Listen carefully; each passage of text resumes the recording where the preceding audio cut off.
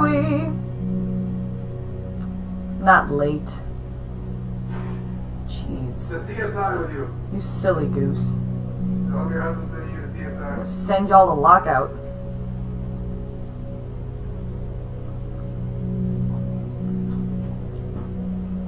Howdy, howdy. Alright. I'm gonna take this nice and easy. Nice and chill. Yeah, there's my phone. Perfect. Cool. Ooh, ask me if they heard your song. Oh no.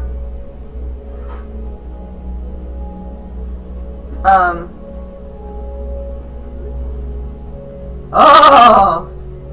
Burgess and Ullman represent right now. That's awesome. So we're gonna take this one nice and easy. Same thing as yesterday. We are going to have our live stream timestamps. And then I'm going to timestamp everything so that later on you can refer to it when you're watching the video. I see some familiar faces. Have any of you had a chance to listen to the song? Oh my god. Oh good, I'm glad you liked it. Thought that was one of the dumbest things I've ever done. But hey, if it helps. If it helps, that's all that matters. Cool. Okay.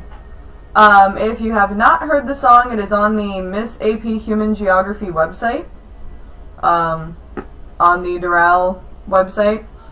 It is under video and audio. The lyrics are up there, and then the audio is up as a video portion. Cool. So without further ado, let's go ahead and get started. What's your hubby cooking today? Well, we have leftover mac and cheese from yesterday. Making a sandwich. But he's making a sandwich. Yeah.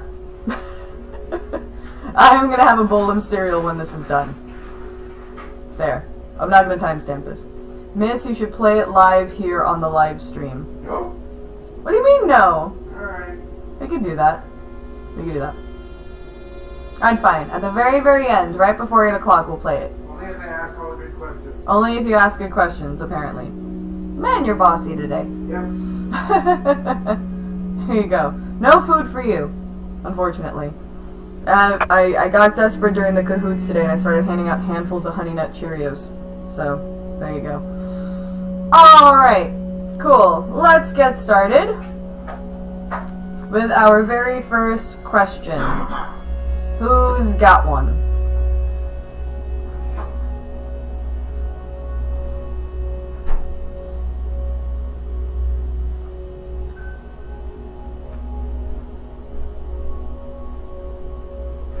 All this talk about food. Can you hear the Minecraft music in the background, by the way? I tried to, lower it a little bit. I still wanted to have it in the background because I thought it was kind of nice. But I didn't want it to be as loud as it was last night. Okay. Alright, so, perfect. Wah! Okay. Alright, so, also make sure before asking a question that it did not appear on last night's stream. I kind of don't want to double up as much as possible. So let's go. Primate Cities at... Okay.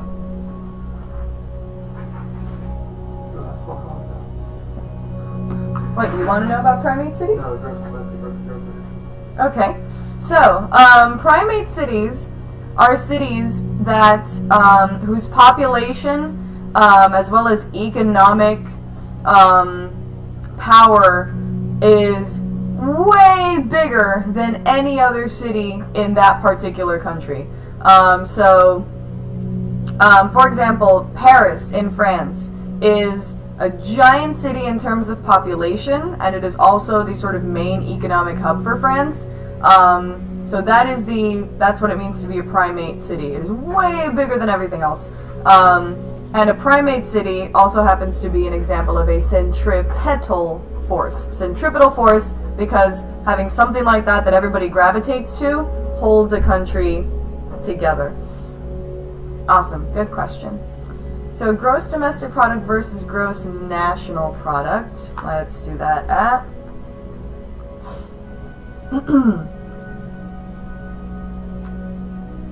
523. So, the gross domestic product is basically adding up all of a country's wealth together. Let me sort of head over to our economic geography PowerPoint and get up in there. I think it's here. Ugh. That is just all sorts of fun. I think that's here. Oh, maybe not actually. No, it's not. It's in development.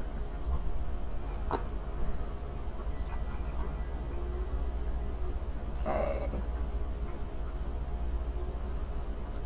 Okay, there you go.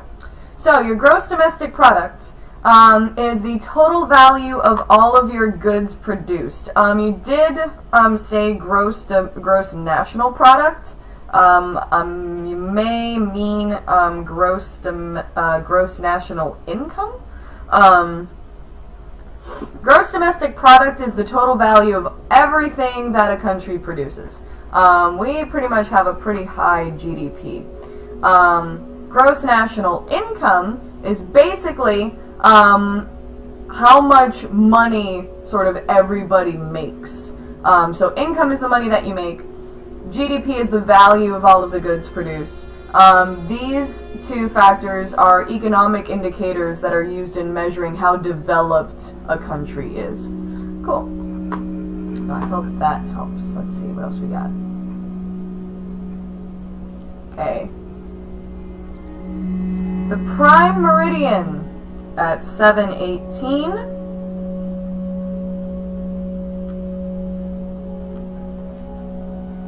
Very simple. When it comes to lines of latitude and longitude, right? 0 for latitude is the equator. 0 for longitude is the prime meridian, and the prime meridian goes through Greenwich, England. So yes, you do need to know what that is. Okay. Let us look at the ghost of Von Thunen. Von Thunen, very easy. Hello, buddy. I know. It's making noises back there. Okay. So let's have a look at Von Thunen.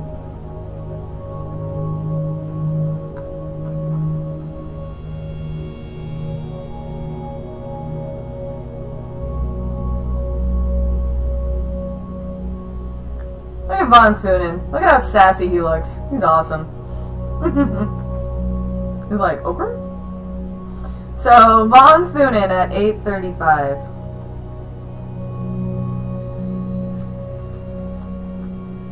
I'm just basically like typing everything out so that that's even less work I have to do later. So, Von Thunen's model looks like this. It is concentric rings. He is basically looking at rent of land, and how rent of land as well as distance from the market determine what kinds of farming or agricultural land use is going on in a particular place. So this is what the model looks like when it's laid on top of Chicago. Derry is going to be closer to the central business district because it is perishable, right? So the most sort of perishable of stuff is going to be closest to the people that are going to buy this stuff. So that'll be in ring 1, ring 2. Ring 3 will be your cash grains such as corn, soybeans, and maybe packing in some livestock.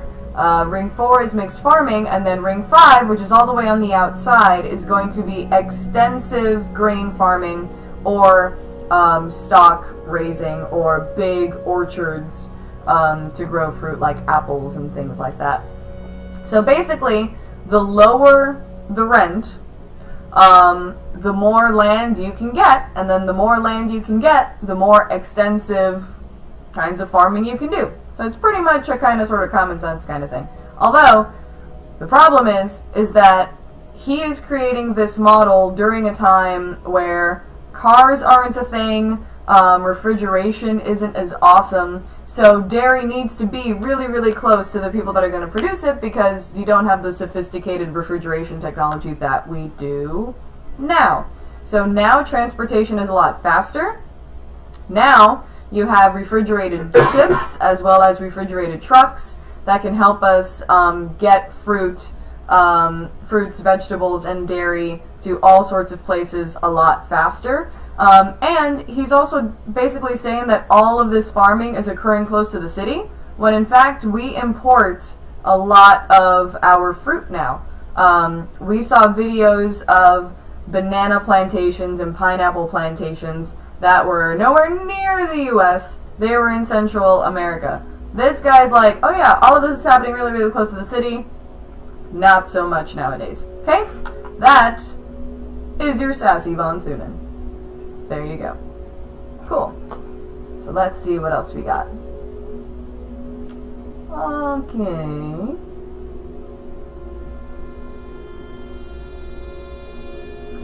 Examples of a cultural hearth. Examples of a cultural hearth. So let's do that at 1140.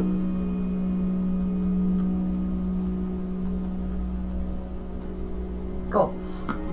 So a cultural hearth is basically the birthplace of a particular culture. So for example, you might say that Egyptian culture, the cultural hearth would be in Egypt. Mesopotamia would be a cultural hearth. Western Europe would be a cultural hearth. You might even basically look at the sort of cultural hearth of something like Harajuku in Japan. And Harajuku City is its own little cultural hearth because that sort of style is basically born in that place and then it spreads outwards everywhere else. For the popularity of blue jeans as a pop culture symbol around the world, its main cultural hearth was in the US, for example, and blue-collar workers in the US wearing jeans because jeans are sturdy and awesome, and then they sort of became a symbol of American cool. And then symbols of American cool become symbols of cool everywhere else around the world. So a cultural hearth is basically where things are born in that case. Excellent. Let's see. Oh my goodness. Okay. Alright. Oof, here we go. Let's see. Let's look at our doubling time. The doubling time. Boop, boop, boop. That is from topic 2. Can I get my worthy assistant to help me out on something? No? Okay. Alright, you're making a face. No, it's okay. I can Google something on my own. It's fine. There we go. Doubling time!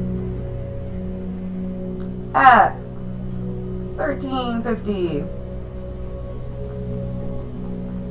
Great. Doubling time is the number of years that it takes for a population to double.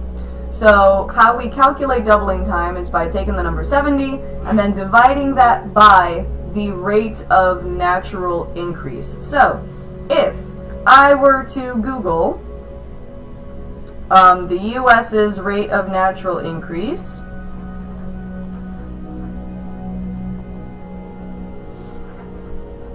America's rate of natural increase is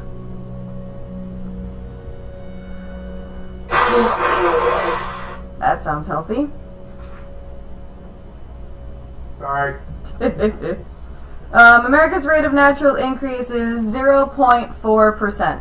So, if I use my handy calculator, 70 divided by 0.4 equals 175. So, at the rate that we're going, our population, which is sitting at around 335 million folks, that population is going to double in 175 years. Okay, it's not that big a deal. Let's contrast that with a place that is not only densely packed, but highly populated. Let's look at India, which is the second most populous country in the world, second only to China. 70 divided by their rate of natural increase, which is 1.5, 46.6. So India is sitting at over 1 billion people. It is only going to take 46 years, at the rate they're going, to tack on another 1 billion people to the population of India, which might pose a bit of an issue. So it's kind of useful to look at the doubling time and see exactly how it is that high birth rates and low death rates combine to have a high rate of natural increase, which means that you might actually have some problems with overpopulation soon. Some countries might feel it a little bit more than others. So I hope that makes sense. 70 is just 70. 70 might be, may refer to some sort of average lifespan or something, but 70 is the number that we work with, and it is divided by the rate of natural increase. The rate of natural increase. That helps. Great. Let's see. I know. Counties versus voting precincts versus town councils versus school districts versus boroughs. Okay. I'm going to answer this in a way that is probably not satisfying at all because I'm not entirely sure what it is that you want to know about that, but counties versus voting precincts versus town councils versus school districts versus boroughs, they're all different kinds of administrative regions. They're all examples of administrative regions. It is somewhere in a book, somewhere that says this is where these groups of people go to school, and this is where these other groups of people go to this other school, or this is where they get to vote. They're administrative regions. Not entirely sure what else to say about those. Okay, apartheid cities. I believe we might have gone over apartheid cities yesterday, but let me know if you need any more clarification. But moving on to that. The different types of diffusion, however, I don't believe we covered yesterday, so we will look at those.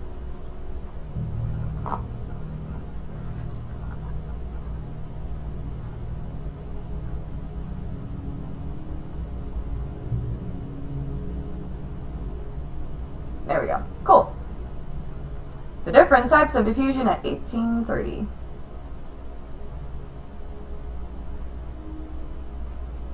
Great. So, this is how, basically, culture diffuses. It can diffuse either through relocation diffusion, where a culture literally moves from one place to another place. So people usually taking culture with them through migratory practices. Or it could be through either contagious diffusion or hierarchical diffusion. Contagious diffusion is basically through direct contact. So if your buddy is doing something cool and you think that's cool and then you start doing that, then that's contagious diffusion. Then your friends start doing that and then other people start doing that and then it spreads like wildfire. Think of the duct tape, I guess, that people used to wear on their book bags. That probably spread through contagious diffusion. People saw other people doing it, so they wanted to do it too. Hierarchical diffusion basically is either through an important city or an important person. An important city or an important person. If you see them doing it, if like David Beckham starts wearing like a really cool top knot or man bun and then all of a sudden everybody else starts doing the whole top knot man bun thing, or People may not have heard of Harajuku style before Gwen Stefani started using it in all of her music videos. Or maybe New York, San Francisco, or Miami become really cool cultural hearths for some sort of new thing.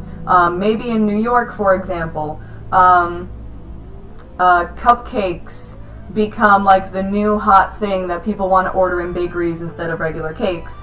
Then, once it sort of gets really, really big in New York, then maybe other towns and other cities want to start having their own cupcake places, and now everybody and their mother does cupcakes, right? So it's either through an important person or an important city that ends up doing something, and then it trickles down to all of us little people around the world. Cool. Or it can literally move from one place to another. I hope that helps.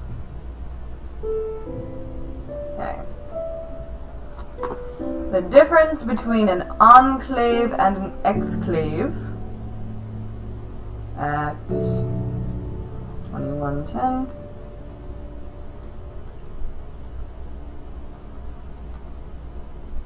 So an enclave is basically a section of whatever it is that's being measured that is on the inside of a particular place.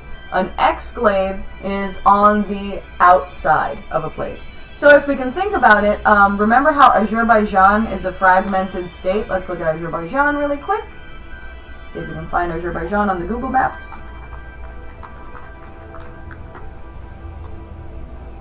Look at Florida.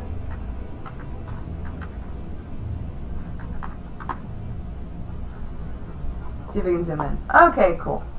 So if we look at Azerbaijan, here we are. This is Azerbaijan as we know it, but then this is an exclave of Azerbaijan. It's its own little piece right here by itself. That is an exclave. That is an exclave of Azerbaijan. Now, if there were maybe like another country section like on the inside of Azerbaijan, then maybe we would call that an enclave. It's inside something else. But this is an exclave, right? Because it's on the outside. X, think of exit. Enclave, think of enter, inside, etc. Cool. Exclave on the outside. Cool. So, physiologic density versus arithmetic density. Let's do that. 57. Okay. Right. So physiologic density versus arithmetic density.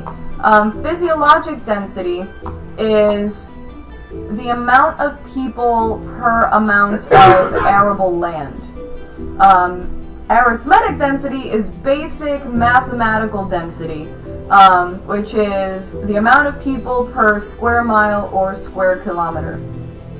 So for example, if we look here at the sort of density, the arithmetic density of Egypt is 192 people per square mile, which is, it's okay. It's actually pretty low.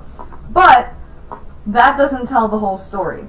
If you look at their physiological density, which is the amount of people that fit on usable land, that's arable land usable for agriculture, then it is 6,682 people per square mile, which is redonkulous. And you want to know where it is that the people are living? Where's the usable land? Pow, right there. They are clustered around the Nile, basically. That is where the usable land is, and that's where all the people are going to go. So that is a really, really good example of how to think of physiologic versus arithmetic density. Great. Let's see. Okay.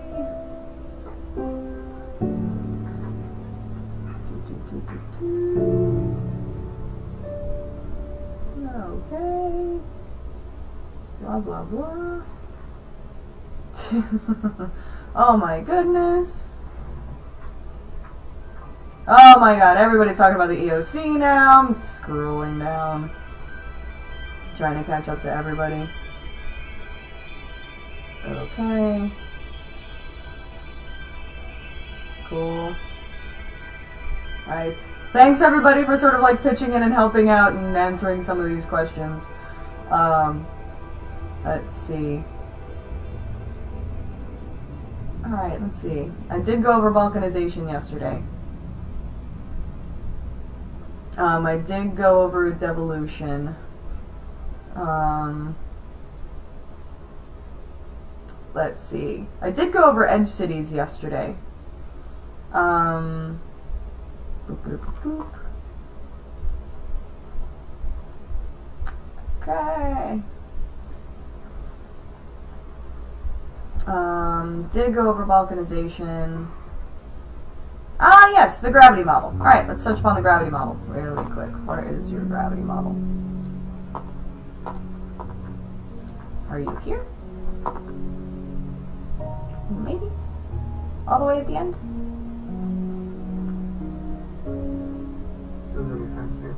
Yeah. Yep. That image is going to be emblazoned in your head for the exam. That's going to be awesome. Okay.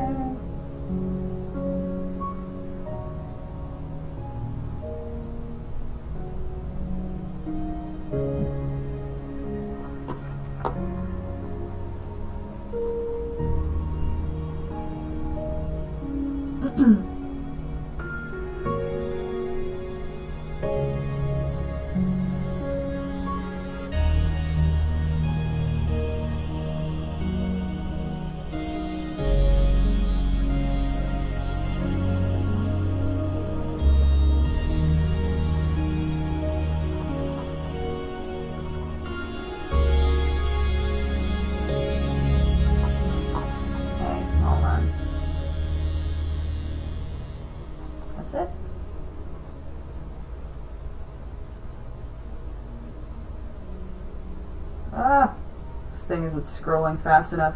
Will you have to do some kind of math for the exam? God, I hope not. No.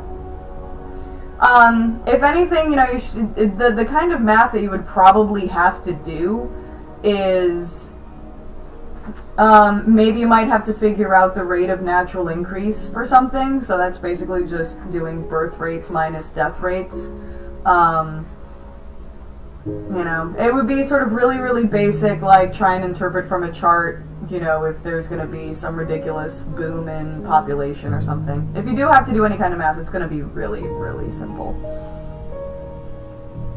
You should be just more like being able to interpret a chart or a choropleth map or something. But nothing, you know, this ain't no Algebra 2 EOC, I'll tell you that much.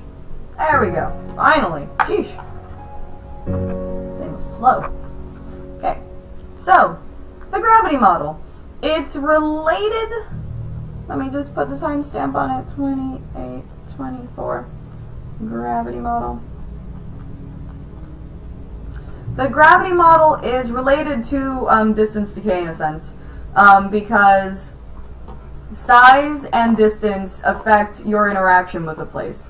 So, in terms of a city, or in terms of another kind of place within a city, your likelihood of interacting with someone is based on the size. As when we say size, we usually mean population size, as well as distance. So, and it might also have to do with the diversity of services offered. So, for example, you may be willing to go a certain distance to buy certain things, to buy clothes, to go to a mall and buy your stuff, right? Now, even though a place like Sawgrass Mills Mall, right, might technically be further away than Dolphin Mall, you may be more attracted to it than Dolphin Mall just because of its sheer size and variety.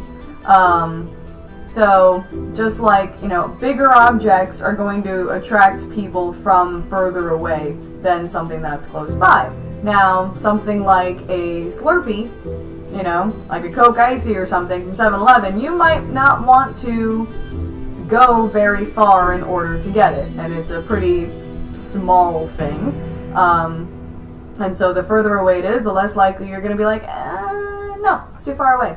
So the bigger things are, the more attraction they're going to have. And the further away things are, typically, the less likely you are to interact with them. But something that is huge is going to attract people from a way greater distance than something that's small. That is the gravity model at work. Hope that helps. Okay. Let's see. Okay, thank you for helping out in the chat. Okay. Let me just keep scrolling down to see if there's something that everybody kind of wants to know.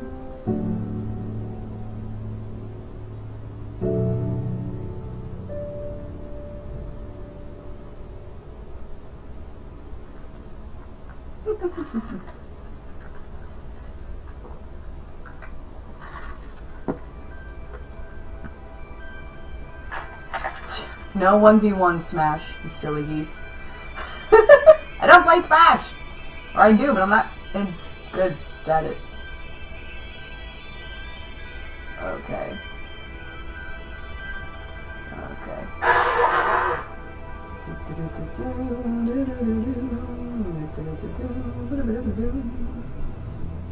Okay. Alright, so I think I saw a good one in here. There's some stuff that was touched upon in the first stream, so definitely make sure that you check the video on the sort of YouTube page before getting on it. That is a good one. The bipolar world, the multipolar, and unilateral world. Let me go over that one. That one was in political geography. I'll get in there.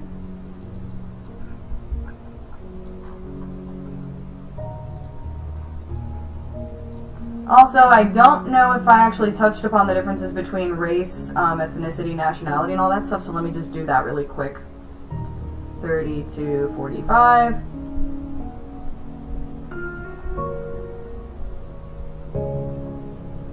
Very, very simple. Race. Physical features. Skin color, hair texture, facial features. Physical, visible differences, right? The amount of melanin you have in your skin is a good sort of reference point for that. But also things like the shape of your nose, size of your lips, the texture of your hair. All of those things encompass race, right?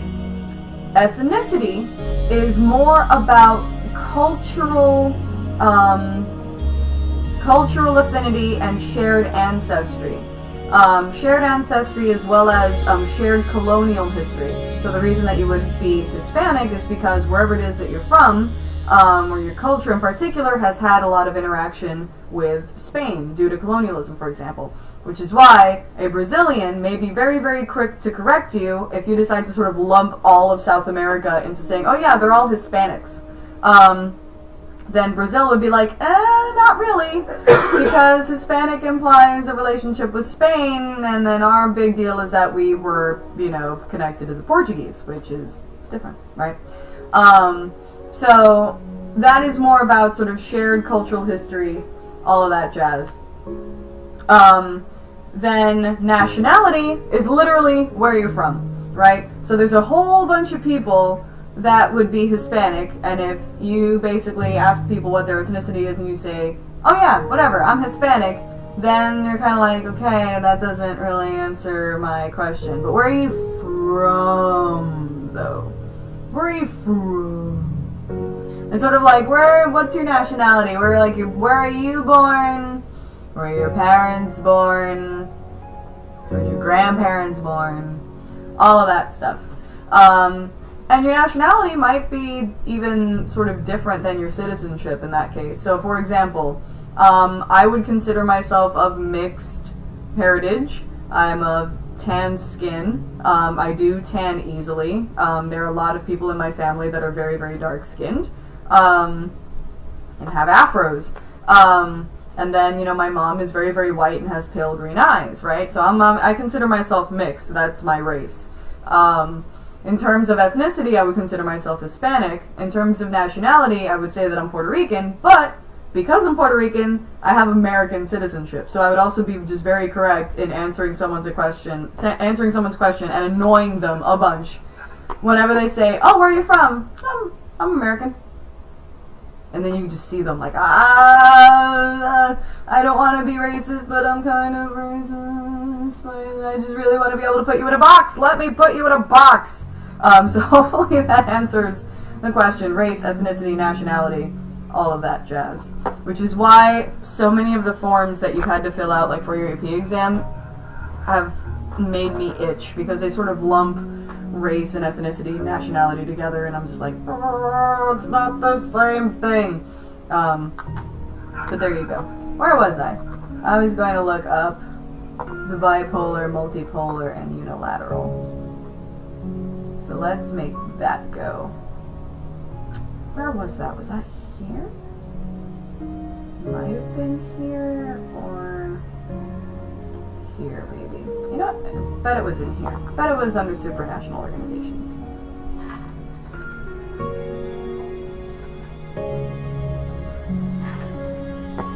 Also, you can have a look at a CGP Gray video if you're bored. Remember, we had all of those.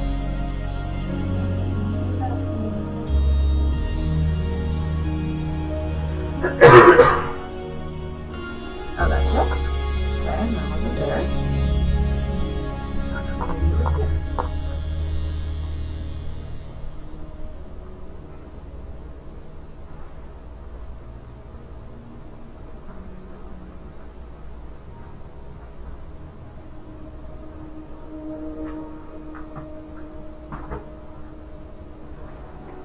Ah, the geopolitical anomalies. Darn it, where did that go?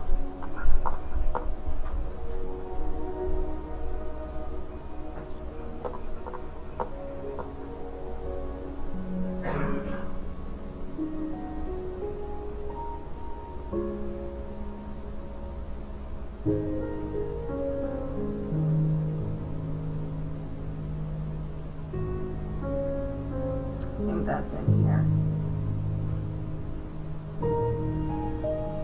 Maybe? Yeah, it is. There it is. Okay, cool. Ah, perfect. Cool. So, at 3805,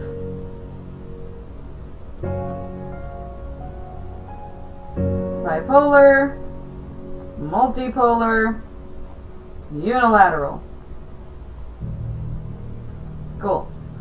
So the bipolar world, when you think bipolar, think two poles. When it comes to sort of world politics and the way that the world is organized, between 1945 and 1991, which was sort of around the whole Cold War situation, it was very much an us versus them. It was very much a Soviet Union versus the West. Two poles, and basically you kind of had to choose a side. Between 1991 and 2000, we see a rise in international cooperation, more sort of supranational organizations like the EU, the European Union, where a whole bunch of people are sort of getting together, creating a common currency. NAFTA happened, I believe, in 1993, so that was the North American Free Trade Agreement between the US, Mexico, and Canada. So you have a lot more international cooperation, so instead of two poles, us versus them, now it's all sorts of people cooperating together. After the year 2000 or so, we have what would be known as a unilateral world. Unilateral, one side. So rather than having this sort of cooperative, let's work together kind of thing, now it's more, I'm kind of in it for myself. I'm just going to go ahead and take action and hope that nobody notices or nobody cares that much. Cough, cough, Russia. cough, cough, Iraq war. We're just going to go ahead and declare war and basically sort of act on our own, and then hopefully you're with us. Totally cool, but I'm not going to wait on you to take over a territory, conquer a place, or liberate a place. That is what it means to be unilateral. I hope that helps. Thank you for the good question. That's very good. Okay. Thank you very much for answering the question on scale. But just in case, for anybody else that wants to watch it on video, large scale and small scale, those refer to the amount of detail being shown. Large scale maps show a large amount of detail, and a small scale map shows a small amount of detail. Things look pretty small on a small scale map. Things look pretty big on a large scale map. So, just so you know.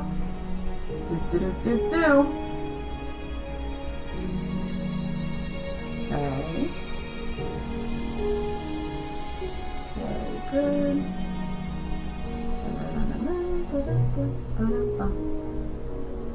Everybody's saying hi to each other. Okay. Okay.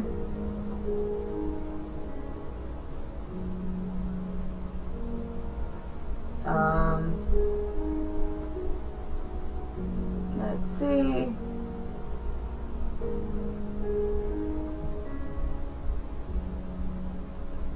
Oh my goodness, there's so many questions.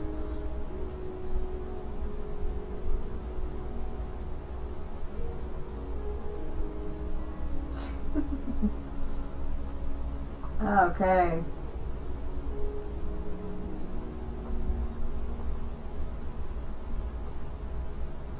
Oh, you know, that's actually a really good question. Just about like FRQ writing strategies. Let's maybe go over those again, because we sort of talk about like correct answers, but maybe not the actual sort of strategy of writing things. So let's do that actually. Guide to FRQ writing success at 42:45.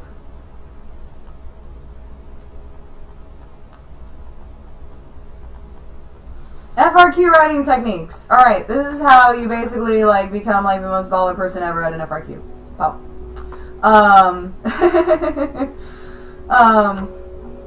How are we supposed to be super baller? Okay. Make sure that you know how to interpret maps, charts, graphs, and pictures. Now that you sort of know the kinds of maps, and I think you're actually pretty good at knowing that nowadays, you should be good on being able to interpret what it is that a map is trying to tell you. And definitely practice counting the points. Now, when I was giving the mock exam last week, time management was not an issue for you at all in terms of writing your FRQs. Always think 1 FRQ equals 25 minutes.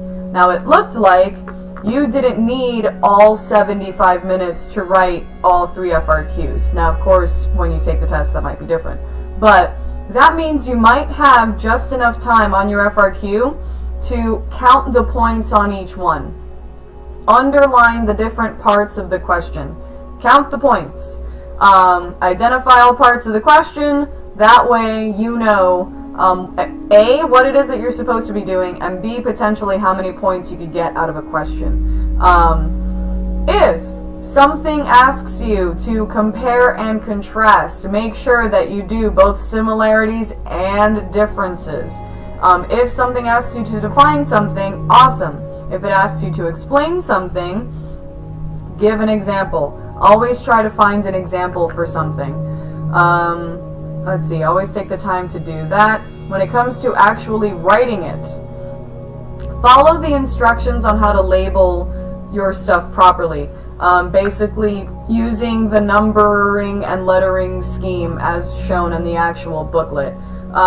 Make sure that you use ink take a black or blue ink pen with you. They might have extras, but as I ran into when I was proctoring like the AP Spanish language exam, apparently everybody and the mother forgot to just bring a pen. So bring a blue or black pen and bring, definitely bring extras just in case it peters out on you in the middle of it. Use paragraph form. That's really important because I still had some folks that kind of wanted to do like bullet points type stuff. Do not use bullet points or like outline format. You have to write things out. Do not, if something asks you to define something, do not write word, colon, definition. You have to write, devolution is a process by which, blah, blah, blah, blah, blah, right? You have to write it out. And when you make a mistake, put a line through it. Don't do this, because that might bleed into the other side of the page, depending on the pen that you're using. Don't chance it. Make it really, really neat and easy for the AP readers to read. Just put a line through it. Just put a line through it. That's it. Let's see. Don't skip lines. Don't use bullets. Don't write the answer on the prompt page. Use the actual booklet to do it. You don't need an introduction or thesis or conclusion.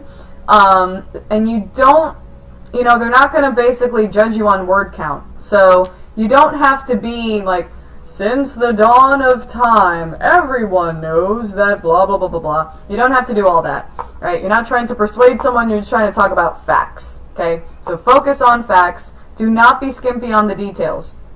If you think that you can use an example, if you can think of an example, put it in there.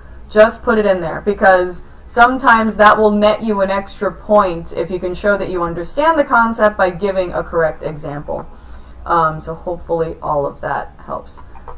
Always use examples, all the time, forever. Okay. But you'll be fine. But definitely make sure that you do the whole like paragraph form and everything. Okay.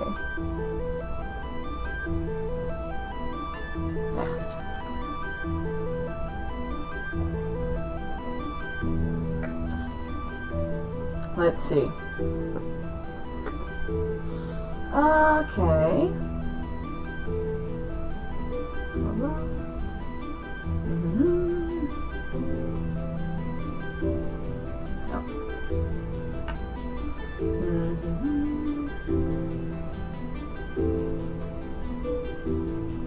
Okay, let's see. Blah, blah, blah.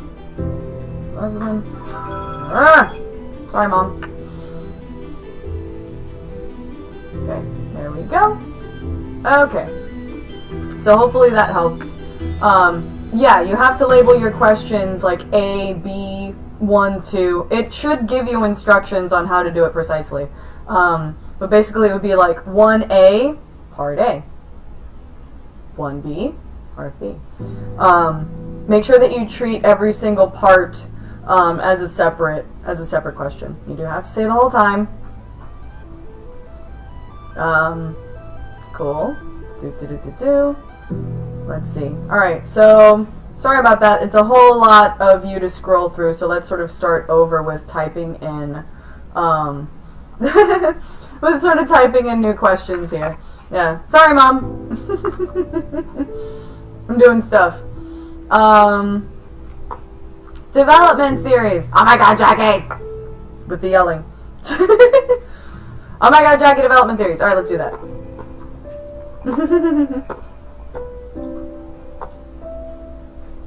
Development theories.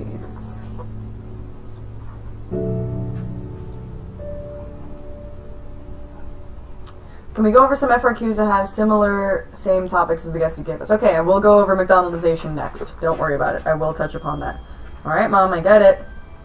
Okay, so let's do development theories, then we're going to hit up McDonaldization, then we might do some sort of FRQ topics.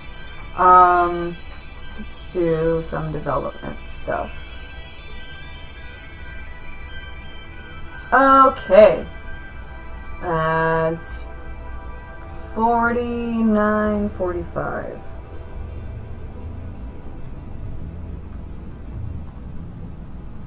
Okay.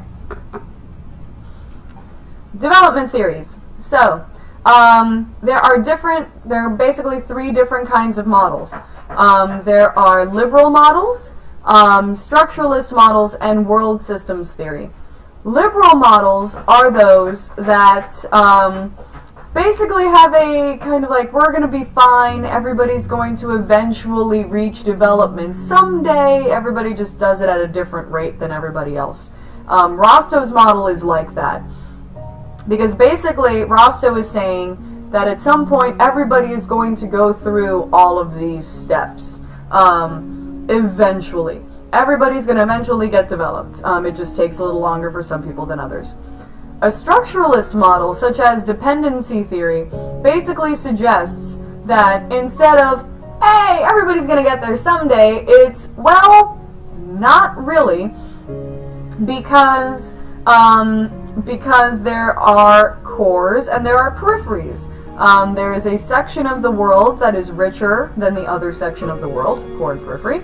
And the core depends on the periphery to have cheap labor, and the periphery depends on the core for jobs. So they're all dependent on each other, and because of that relationship, it's not going to be very likely that that everybody is going to be fine and everybody is going to develop eventually.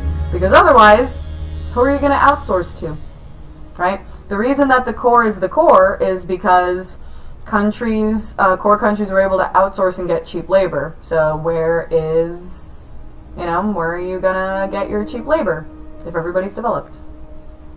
On Mars. I don't know. I'm sure we'll figure out somebody else to exploit eventually. But yeah. And then world systems theory, that's Immanuel Wallerstein. Basically he was kind of the guy that did the whole like core semi-periphery periphery stuff. And basically he looks at the world as sort of this big network where people are kind of going to be, the core takes advantage of the periphery, the semi-periphery, it's sort of on its way to becoming the core. Cool. So I hope that helps in terms of the different kinds of development models. There's the, we'll be fine, everybody's gonna get there someday, not so much. Because there are, different sections of the world that are dependent on each other, and then the whole world is a system. Everybody sort of depends on each other around the world.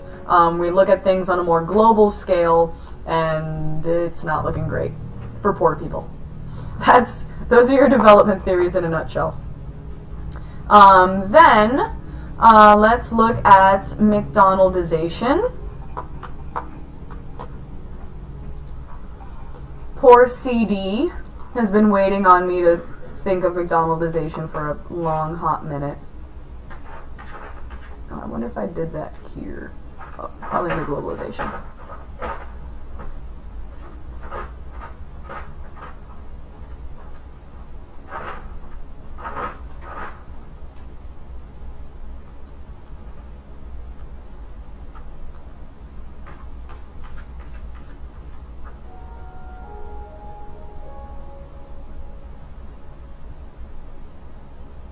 Okay, one sec. Okay,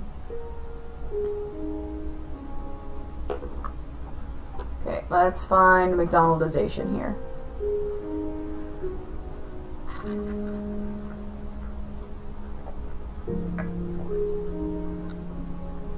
There we go, perfect. Good old McDonaldization. Taking it back to the old school, because I'm an old fool who's so cool. At 5405. McDonaldization. So, McDonaldization is a suggestion via George Ritzer, a sociologist. And basically he says that everything in the world,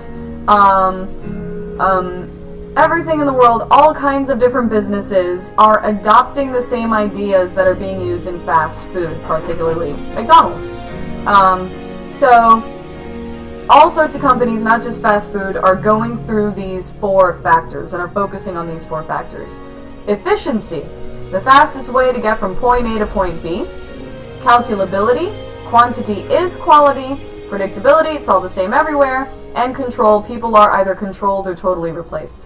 So we can think of this in sort of fast food terms. We can think of this in sort of fast food terms, like the fastest way to get from A to B.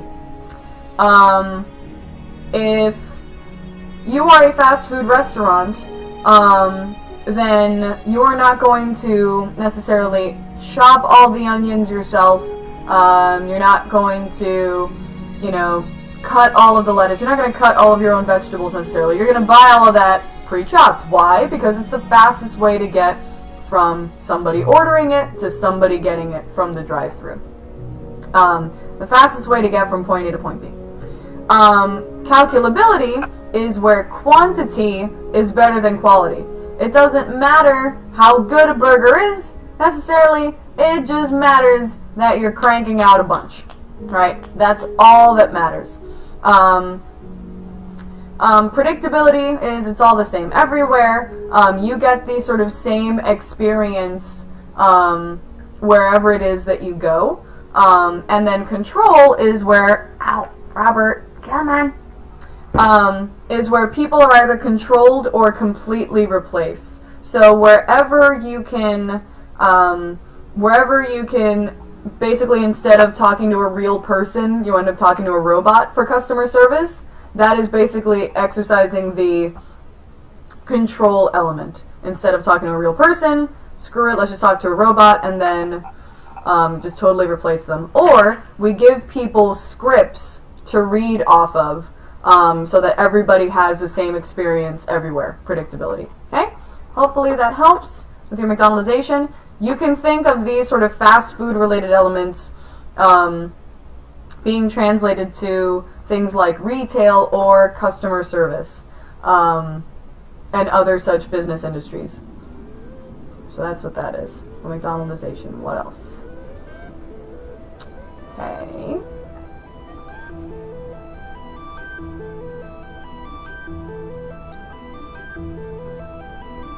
Okay, the backwash effect.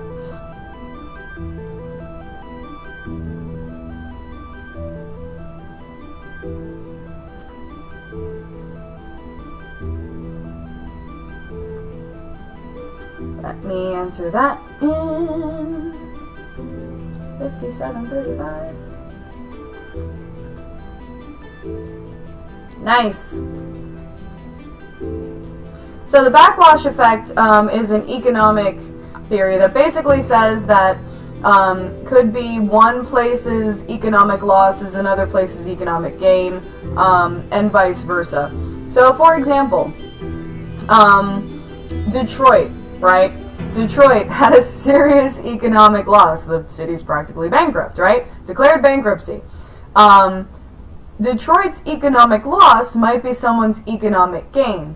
Especially if you're the kind of person who is all up in that gentrification, right? Maybe as a gentrifier, you would then sort of want to go in and say, wow, that is an entire city where the rent for stuff is really, really cheap now. So now I might want to buy up a bunch of houses, knock them all down, build them up in the hopes that eventually, when people maybe start moving back into Detroit, I'll be able to then flip those houses and sell them for a ridiculous amount of money. So when you think about like the economic downturn that happened in around 2008 here in America, the economic loss that happened could eventually be turned into economic gain for other industries or for other places. So that's kind of the backwash effect. Let's see. The difference between emigration and immigration at 59:16, that's very easy. Emigration means you're exiting. Immigration is people coming in. So I think somebody already answered that in the chat, but I just wanted to confirm. If you are emigrating, you are exiting. If you are immigrating, that's people coming in. So there you go. Okay. Let's see. Scrolling down.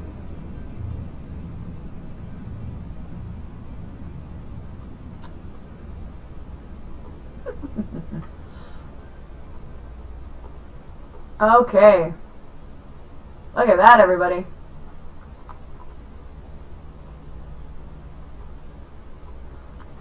Okay. Yeah, I think deindustrialization might have been discussed on the first video. Yeah, I think I might have done that. Okay. Let's see.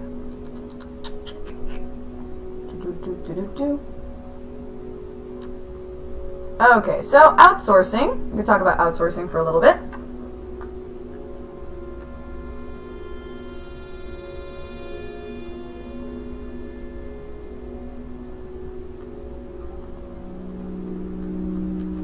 So outsourcing basically occurs when you move your production outside of your particular, when you move production outside of your particular country. So that's Apple moving its production plants to China, it's American companies going over, American companies going just across the border to Mexico for maquiladoras. It's basically when you put your production outside of your own particular country. That's what outsourcing is. Okay, need to go over Balkanization again.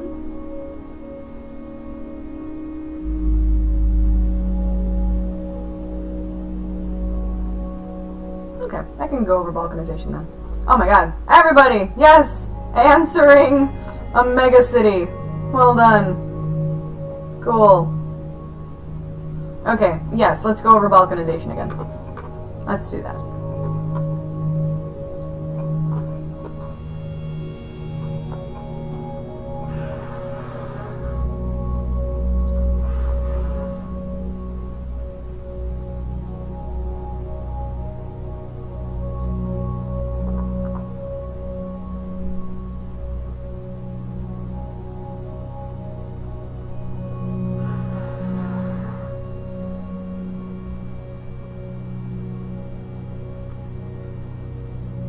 Okay. So the definition of Balkanization. Ta-da-da. At 102. 40. Balkanization, the fragmentation of a region into smaller hostile political units. It is so named for the sort of Balkan region. For the Balkans, the region of the former Yugoslavia, basically, if we sort of have a look at it. Boop. So, all of this basically used to be Yugoslavia, the Yugoslavia territory right here. Basically, this this area devolved due to people becoming sort of separatists based on ethnicity. So they decided to sort of separate along ethnic lines. So rather than having like a lot of sort of close unity, they basically fragmented. They separated themselves into smaller sort of hostile political units, and in the case of the Balkans, it was a sort of ethno-nationalist venture, where people identified themselves based on their ethnicity, and those were the groups that they were a part of. So the Serbs, Macedonians, Muslims, etc., all of that stuff, basically they kind of divided themselves based on ethnicity. And so not only was it separating based on ethnicity, it was more of a sort of hostile separation based on ethnicity. So there was a lot of conflict in that region, including ethnic cleansing. So there you go. There you go. That's Balkanization. Okay. Where else? Can we go over some FRQs that have similar or the same topics as the guesses that I gave? We could probably do that.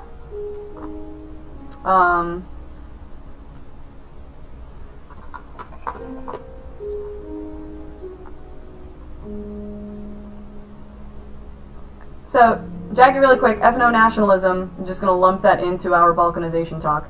Ethno-nationalism is where the nation is defined in terms of ethnicity. So basically, your link to a nation, your national identity, is really, really close to your actual ethnicity. It's not like, hey, I live here and this place is awesome.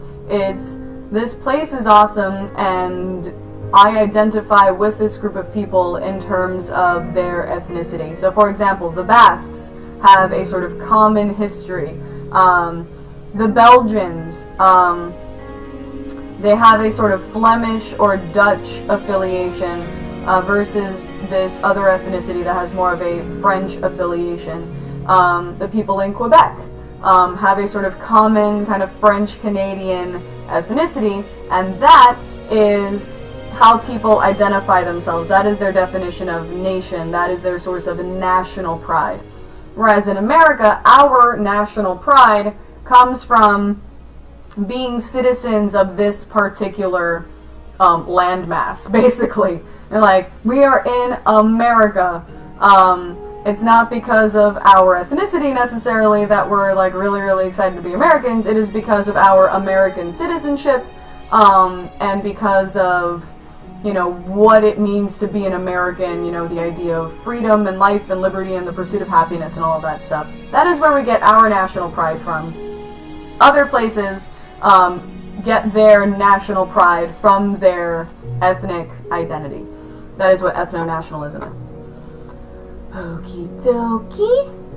Ah, yes. So let's go through some FRQs that might be based on the stuff that might have been guessed.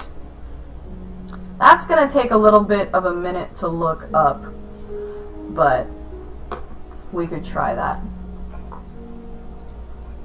I feel very confident. I do feel very confident in all of y'all. The average score for the mock exam was a pass. Alright? People on average passed the exam.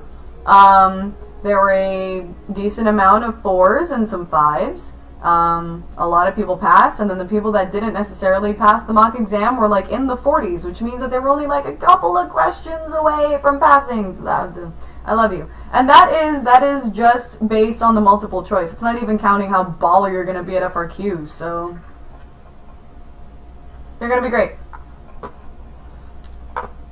You're going to be fine. I believe in you.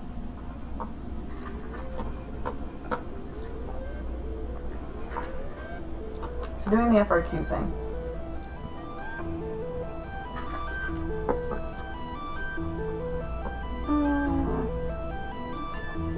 Doing the FRQ thing. One of the FRQ things, one of the FRQ guesses,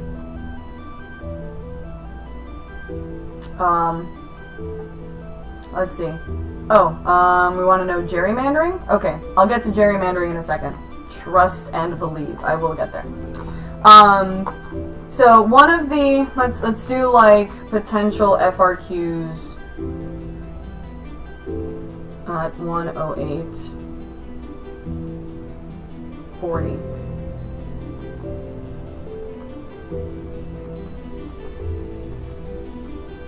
FRQs based on guesses. So let me pull up the guesses again, just to review.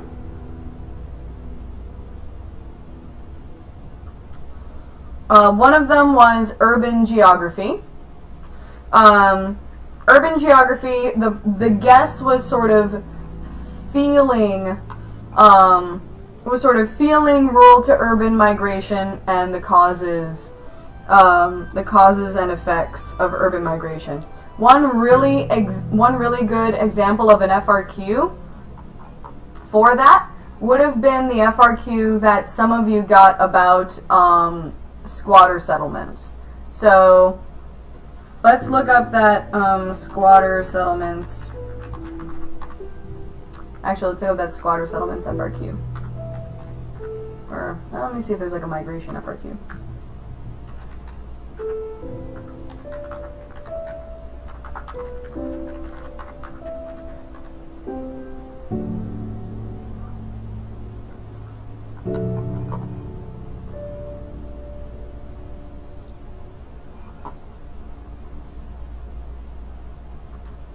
Okay, probably cannot display some of that stuff online. That's probably a bad idea.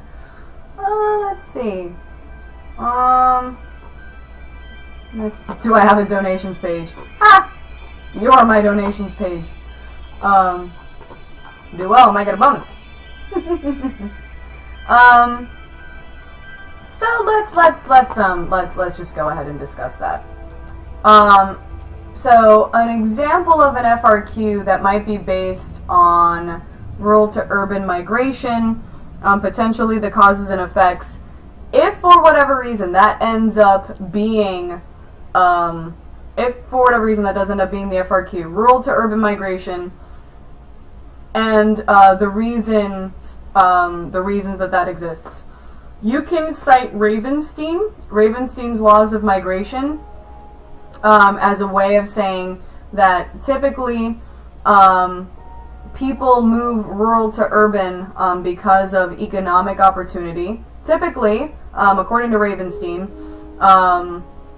migration is usually rural to urban. People want to go to urban centers because of job opportunities.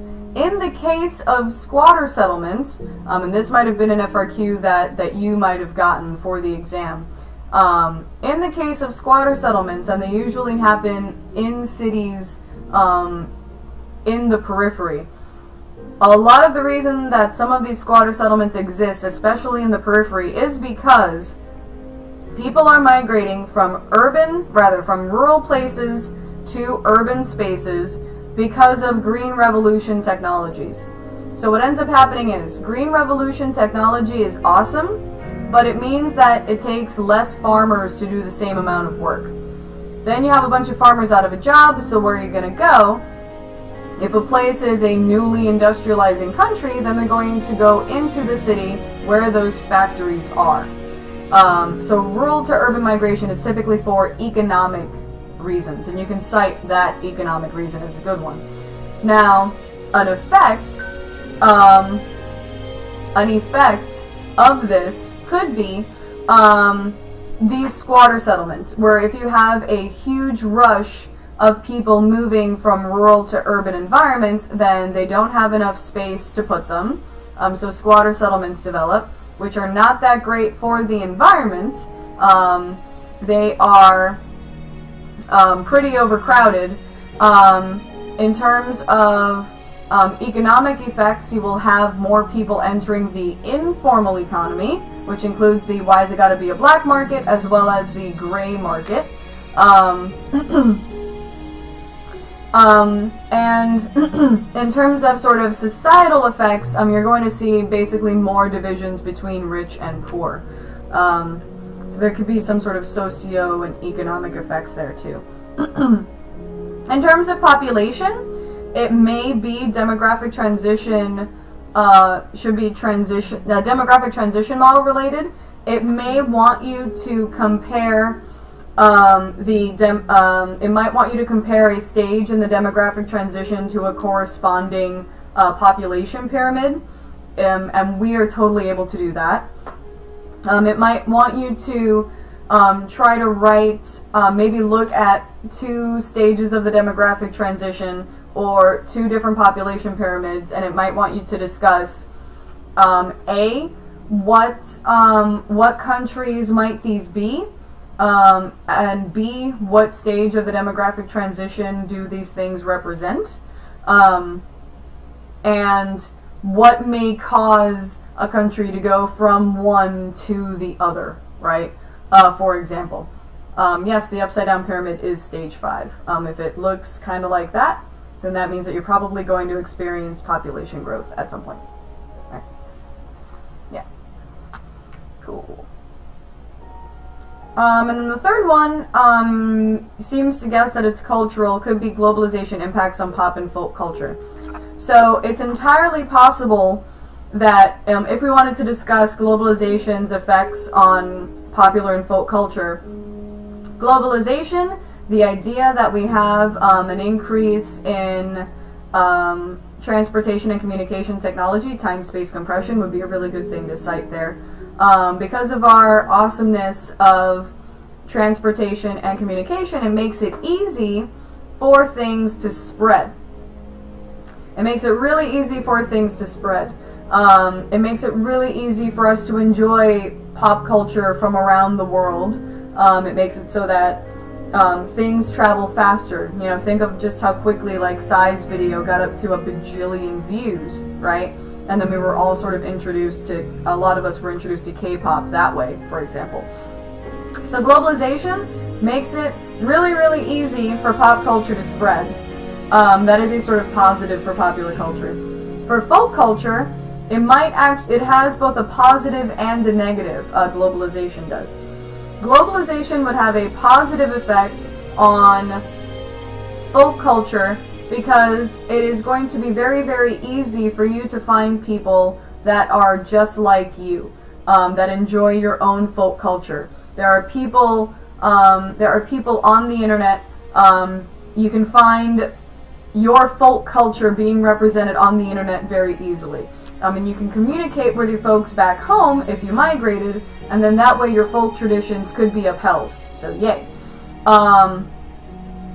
A negative of globalization on folk culture means that because pop culture spreads so quickly, people in sort of folk culture regions,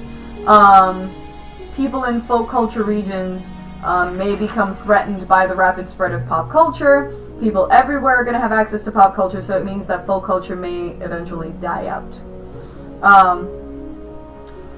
Cool. So hopefully that helps you. Hopefully you can remember any of that when it comes time for the FRQ tomorrow. Let's see, at 1:16:52. Pro-natal policies means have a bunch of babies, right? The opposite of that could either be an anti-natal policy or a restriction policy. A restriction policy, which basically means, please don't have any kids. Or if you do have kids, maybe only have the one. Yeah. And then in terms of possible benefits, if any, for birth control policies, if anything, a restrictive policy is great in the sense that it will prevent overpopulation and overcrowding. So if you have less people, that's sort of less mouths to feed, potentially less poverty, less density, you're not going to get overcrowded. So that's the good thing. Less people is good. On the other hand, if you have too few people, like the folks going into stage 5, for example, if you have too few people, then it's not enough people contributing to your economy. There aren't going to be enough people contributing to your economy. There isn't going to be enough people to transmit your culture and keep your culture alive, for example. So that could be a bad thing about not having a lot of people. Cool. Let's see. Examples of pro-natal policies include Singapore. Let's see. Let's see if we just pull that up.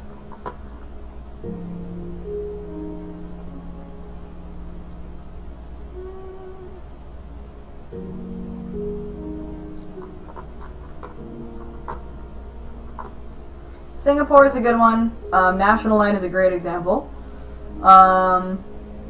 China, during Mao Zedong's reign, actually had a pro-natal policy in place where it wanted people to have a bunch of kids, because I believe this is a direct quote, one mouth to feed comes with 2 hands that can work, or something like that. So they needed more people for job purposes.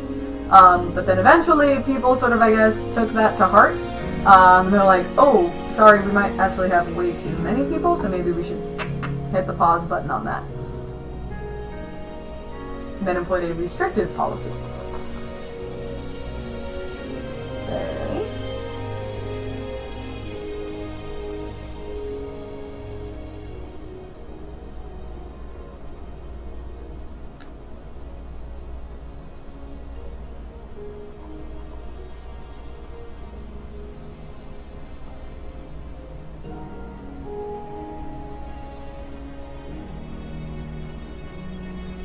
Okay, looks like France is one, I guess. France also has a pro-natal policy, good for them. I think a lot of countries that are in danger of hitting stage 5 probably have things like tax breaks for people to have kids. They get bonuses for people to have kids. So I think some European countries actually have incentives for you to have kids. So we could just go ahead and move that. Let's look at something else really quick.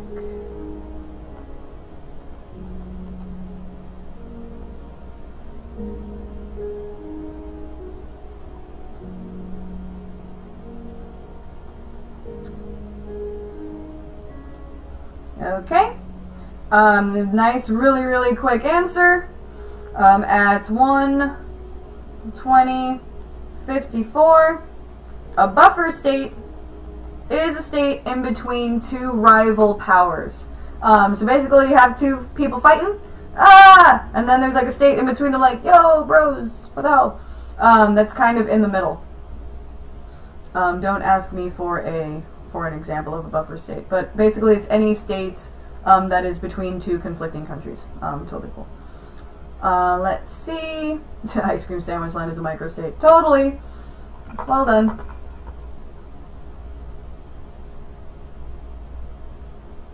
Let's see. What else?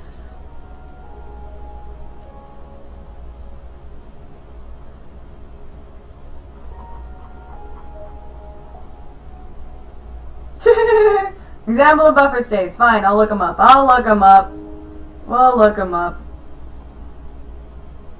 Let's look up some buffer states so that you can have examples. Because that's what I do. Love ya. Buffer state. Country line between two rival or hostile powers. For example, historical buffer states include... let's see.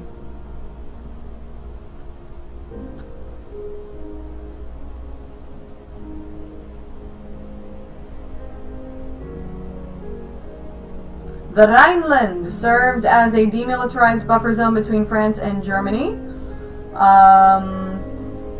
Let's see. Poland and other states between Germany and the Soviet Union have sometimes been described as buffer states. Let's see. So kind of like buffers between the East and the West. Let's see. See some more examples of buffer states. If there's like a really cool example of a buffer state.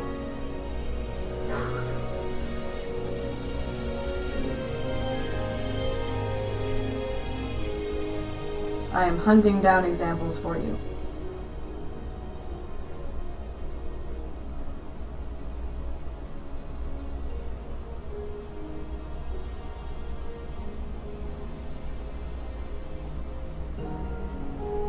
An example is Mongolia, which serves as a buffer state between Russia and China.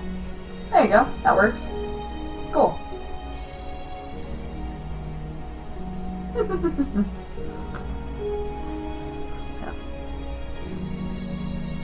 Okay, what else?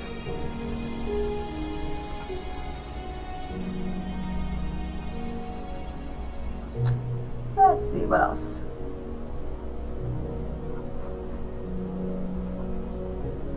I went over Mackinder versus Heartland yesterday. Let's see.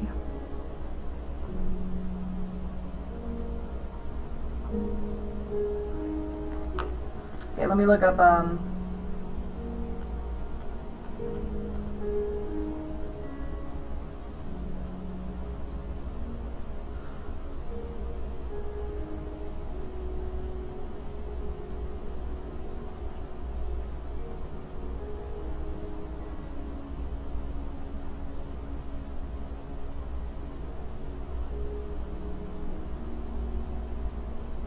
let's see.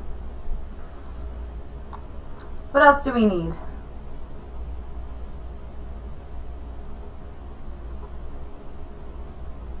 I know. Like the fact that the questions aren't coming like fast and loose as much. I think we're getting there.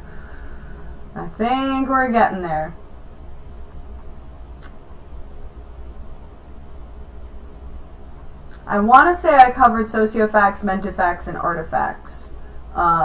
Did I? Did I cover that yesterday? I may not have.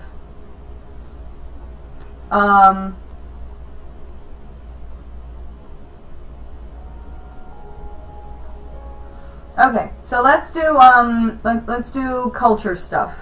All right, let's do culture stuff at 1, 25, 30.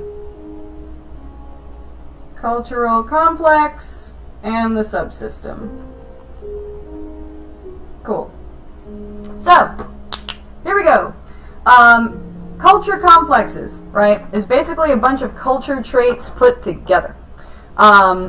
So, you take a bunch of culture traits, which could be either material or non-material culture, beliefs, attitudes, behaviors, as well as physical objects, and then they can make up a particular culture complex. So, if we take Doral Academy, the culture complex of Doral Academy, we can describe that as having all sorts of different culture traits, like the food that is served in the cafeteria, the sports that are important. You can think of the uniforms that you wear. At one point it was a little thing of duct tape on your backpack. All sorts of different things make up your culture. That is a culture complex. Now the the cultural subsystem is sociofacts, mentifacts, and artifacts. Artifacts are really easy because that is just the physical objects of culture. So the spoon versus the chopstick, right? Sociofacts are external organization of society. So gender roles, different social classes and economic classes, what kind of government system you have, things that are going out in wider society in a culture.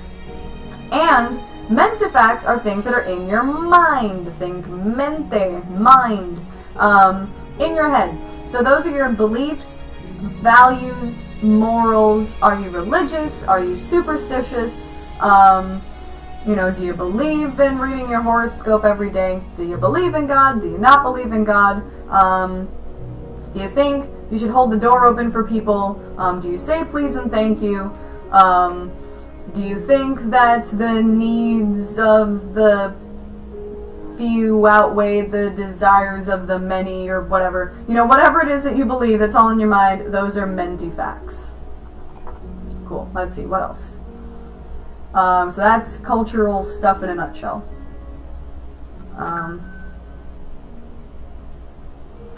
Okay.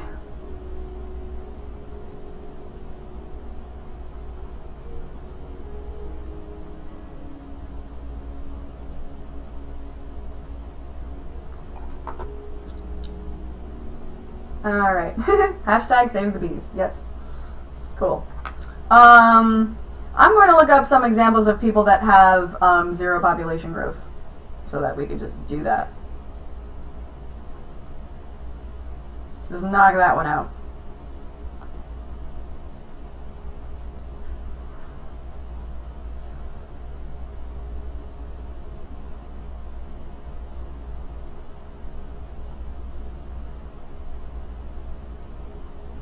Let's see.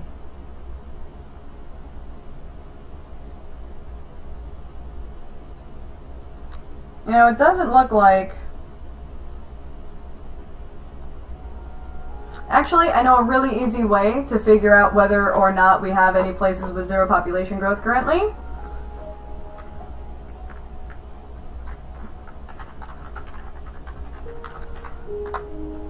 Alright, let's do zero population growth stuff. At 1, 29, 22.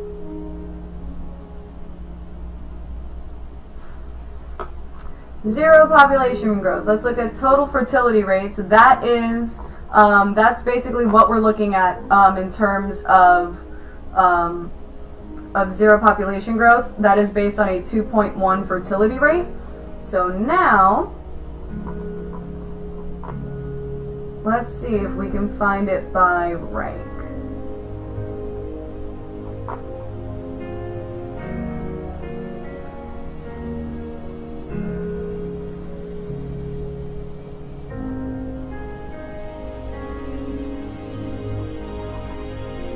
by the that book. Is that this one?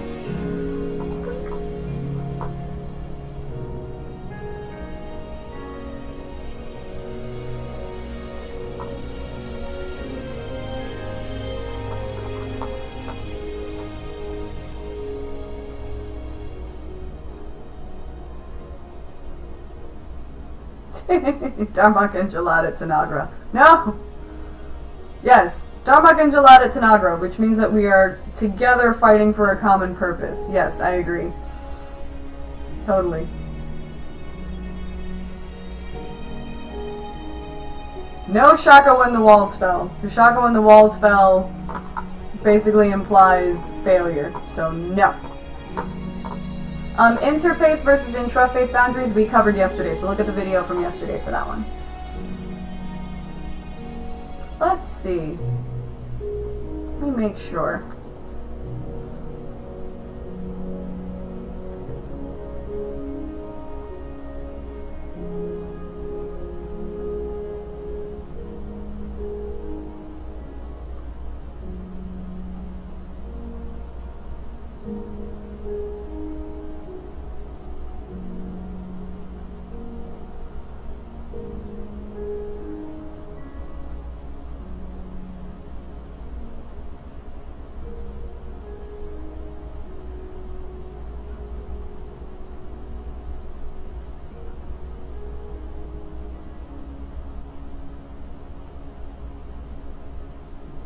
Okay.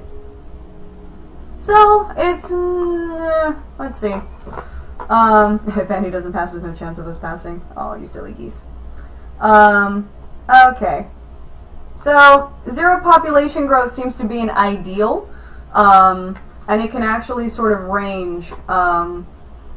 It is basically based on the replacement fertility rate, which is about 2.1. In developed countries, but then it can go as upwards of 3.0 in underdeveloped countries. Let's see. And it looks like Japan is at risk. Some European countries are at risk. Basically, folks that are kind of at risk of reaching stage 5. Let's see.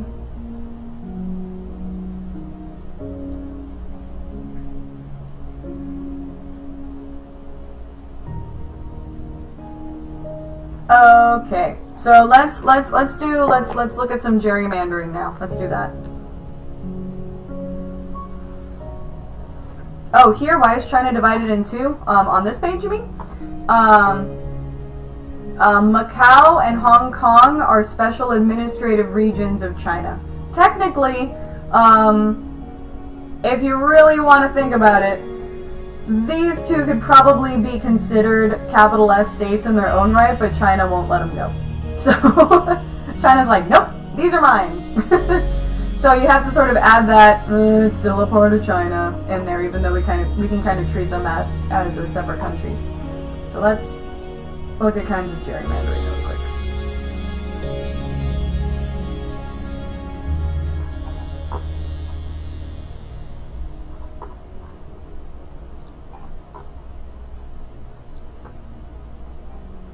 Right.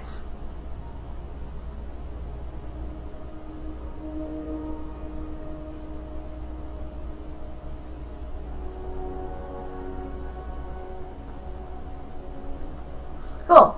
Gerrymandering. Yay! Awesome. So gerrymandering. It's not that great. Kind of illegal. Basically it means that you draw districts in such a way that they're so jacked up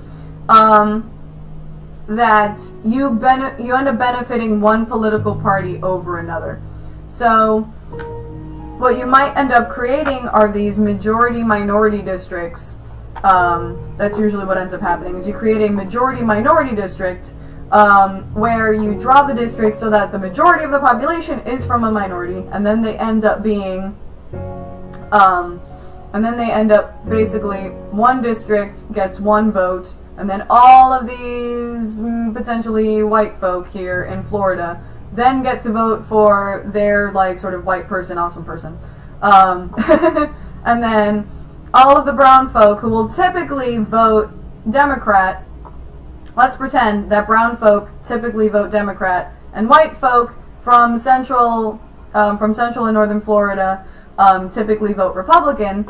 If you draw the district in such a way, then that means that you might only get one sort of vote for a Democrat here, and then all of these votes would then go to Republicans, right? So when you're living in this jacked up district, that means that you think, oh man, every time that we vote, it's awesome because the guy that a lot of us want totally wins every single time. But that does not necessarily mean that you are getting actual accurate representation, like in the Florida House of Representatives, for example. Cool. So the kinds of gerrymandering, let's go over those in a minute. Cool. So, kinds of gerrymandering.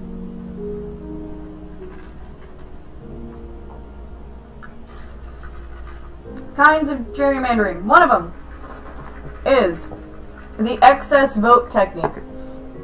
So, when you do the excess vote technique, you concentrate one group in a particular district.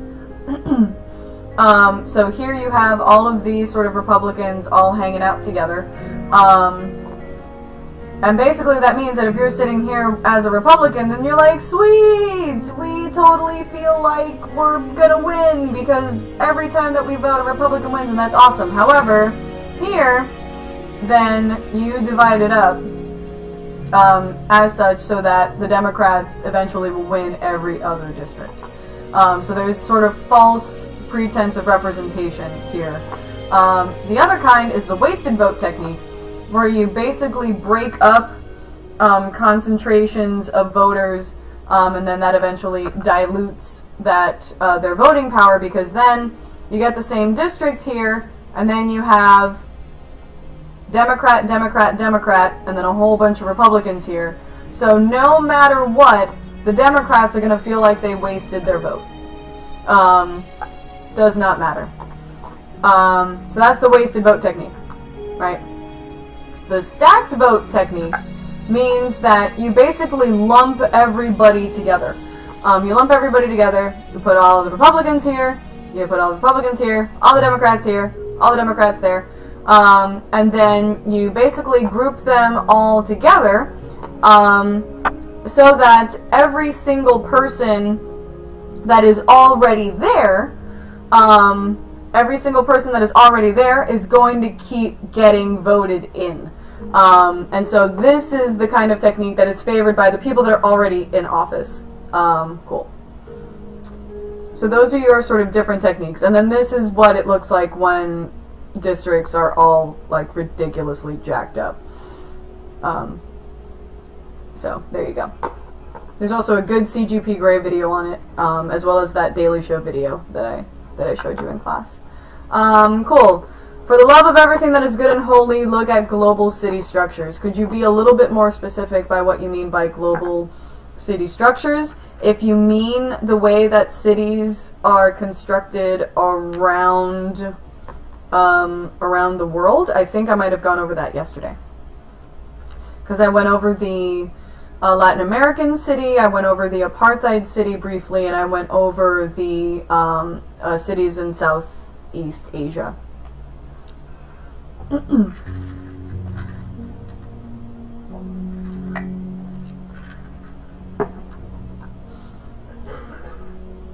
So there you go.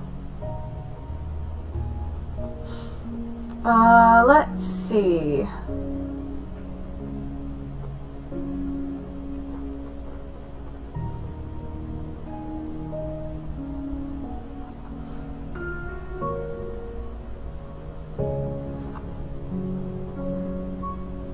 What's redlining? Perfect. Let's define redlining at 139.58. redlining is an illegal practice, and that basically means that certain either zip codes, certain zip codes, people won't give loans to people that are living in certain zip codes that are predominantly ethnic minorities because they think that they don't make a lot of money. That is illegal, and that is bad. It's illegal, but it happens anyway. There are tons of people that just because of the shade of their skin, or because of where they live, end up not getting loans, even though they could probably be totally cool with it. If you just live in an awful place, then you'll just get shut down, and that sucks, and it's bad, but it happens. And it contributes to a vicious cycle of poverty in the inner city. Ta-da! Is there any... Don't ask me that. Is there anything I think you should know for sure? Everything! All of the things. All of them. Every single thing I've ever said. Ever. Cool. Okay.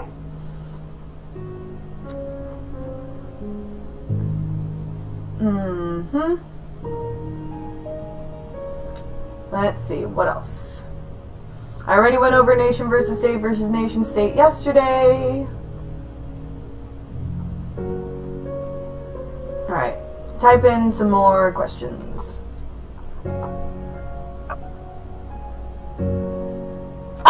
Push factors versus pull factors. We could do that. We can knock that one out real quick. At 141. 52.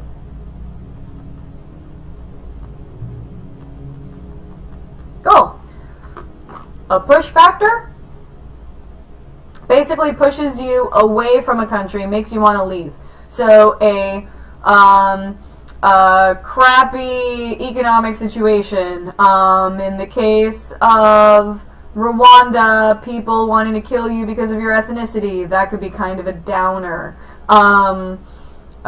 Your religion not being accepted, or the government situation not being that great. Cough, Cuba, cough. People are getting pushed out of Cuba because of the communist situation there, right?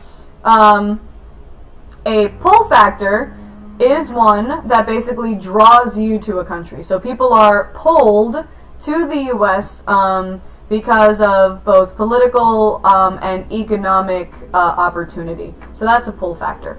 So pull factors are things that are like, hey, come on over, come on over. A push factor is like things that basically push you out of a place. Like, no, you don't want to be here anyway.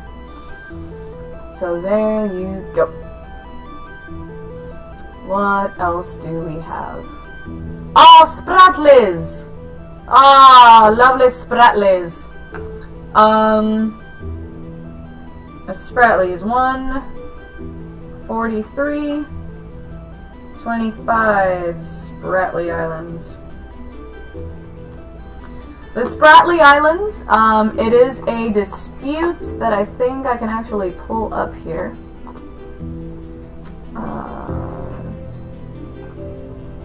Wondering if it's there or not. No, I think it's in the first one.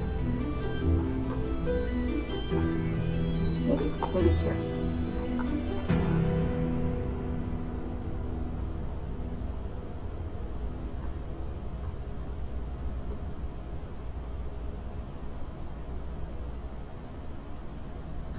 So the Spratly Islands are a territorial dispute, but they're also kind of a resource dispute because the area is rich in oil, and therefore there are about 6 different countries that kind of claimed them, called dibs.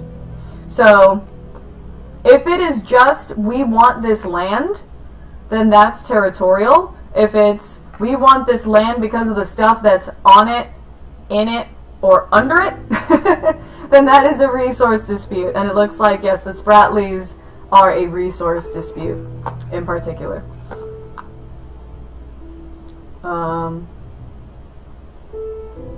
Let's see, what else?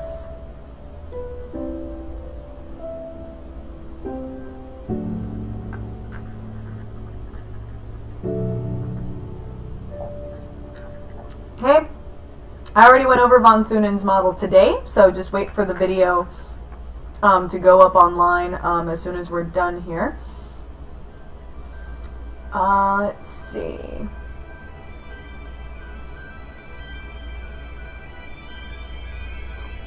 Alright, what else? Let's type in some new stuff.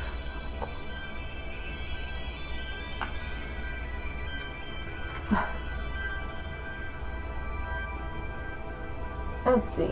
Type in some new stuff. Type in some new stuff for me here. Type in some new stuff. We have about like a little less than 15 minutes left. So type in like the stuff that you are like sort of desperate to know. I might play the song. I have to see if okay, semi-periphery countries, core, periphery, semi-periphery. I wonder if I went over that, but I'll do it again, just for funsies. Gross national income we went over today. That 146.10.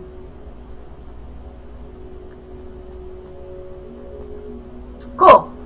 So, core, periphery, semi-periphery. Core countries are the really, really rich ones. Periphery countries are the really, really poor ones. The semi-periphery countries are the newly industrializing countries. And newly industrializing countries could be places like the BMIC countries. Brazil, Mexico, India, China. People whose economies are kind of on the come up, if you will.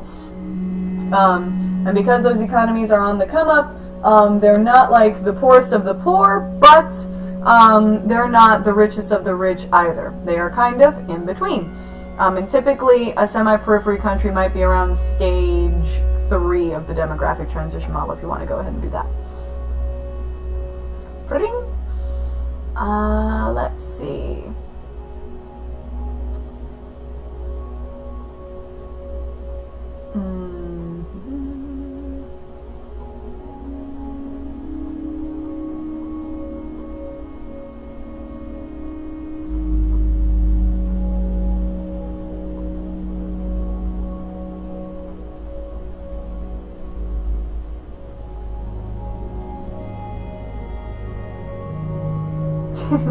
Remember the performance at the end, okay. Okay, Fordist versus Post-Fordist. Let's do that. We'll just lump everything together. 147.55, Fordist.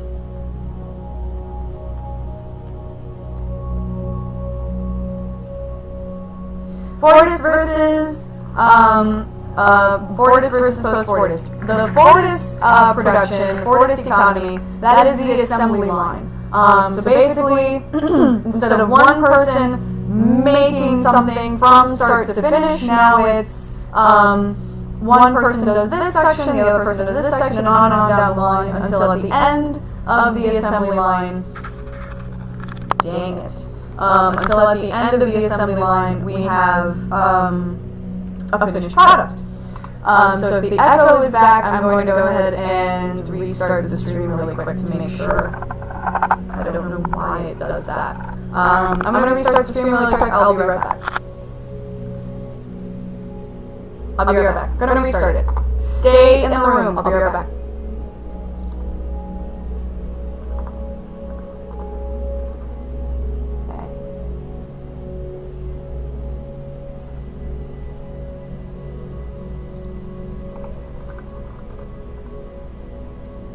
Okay.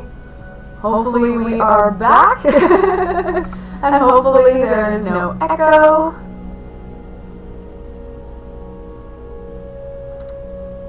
Hopefully there's no echo now that I'm talking. Testing, testing, 1, 2, 3.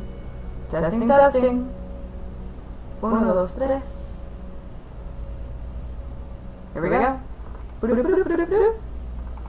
Okay. Hopefully that'll work. Alright. Hopefully that's good. So Fordist production is the assembly line. Post-Fordist production is also known as flexible production. And flexible production is basically where you can move different parts of your job to different countries. So this is where like outsourcing comes into play. And there you go. That is where outsourcing comes into play. That's also where, because of time-space compression, it's a lot easier for us to communicate with each other. It's a lot easier for us to communicate with each other. And therefore, you can do things like work from home. Basically, you're a lot more flexible with your time as well as with your actual production. Cool.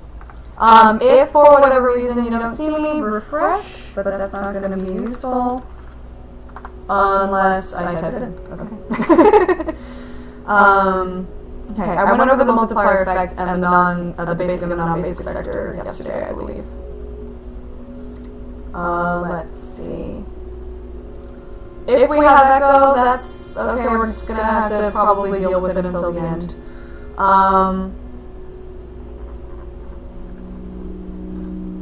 So why do we basically want to know about Esperanto? We're desperate to know about Esperanto, so let's look it up.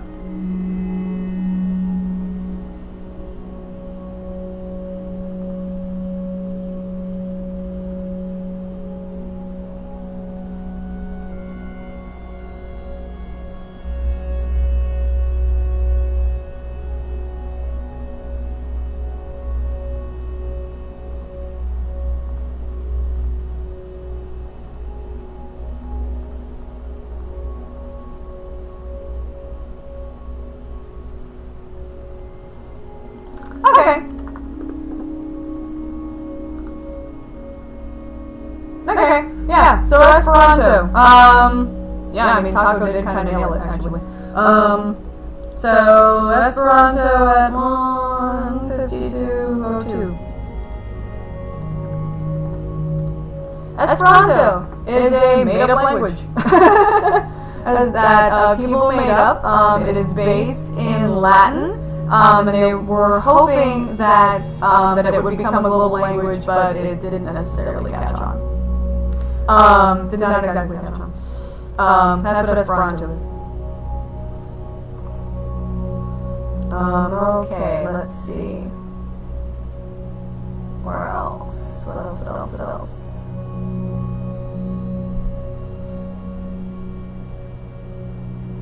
Imperialism versus colonialism. That's a good one. Let me make sure I have that.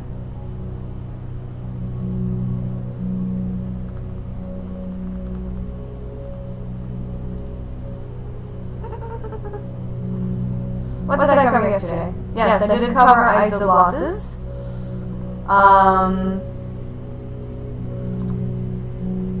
I think I did cover agglomeration too yesterday.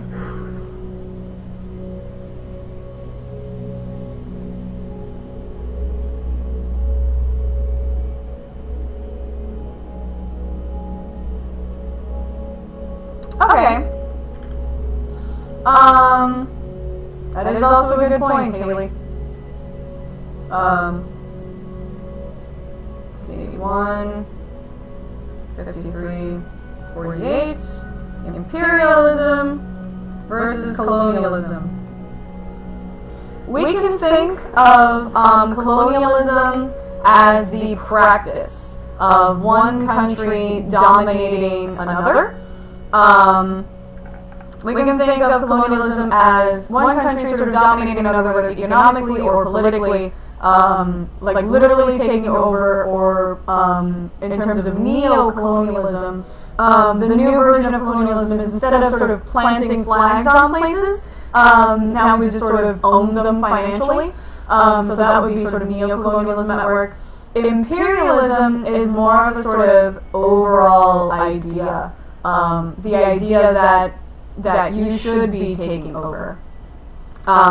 Imperialism is the belief that drives people to colonize other folks. Let me contact my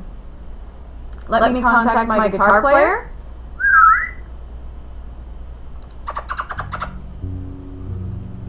Betty's taking a nap.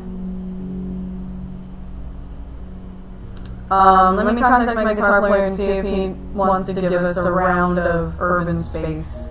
Yeah, by now we're getting a lot of questions that I did end up answering yesterday. So this might seem like a good time to call it.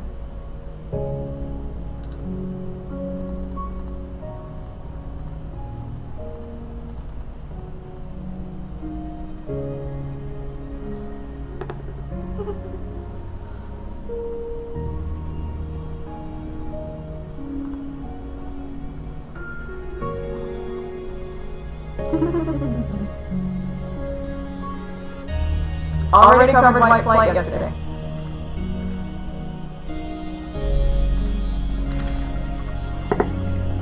I am going to give the speech tomorrow morning.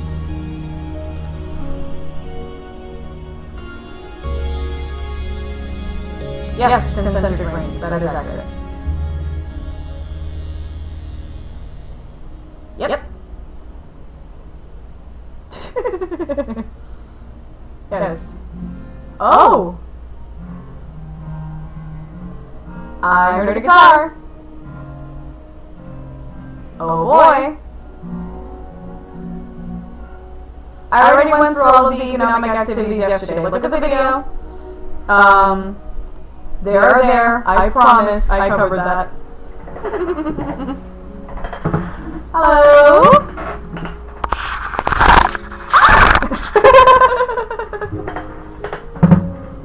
Yay! Not my problem, Haley. Yay! Alright. Okay, hold on. I was watching a movie, no, I'm just saying. You were watching them? Oh, I'm sorry. Fine, hold on. Let me look up frontier regions before we... Here you go. Yay. No. Gross.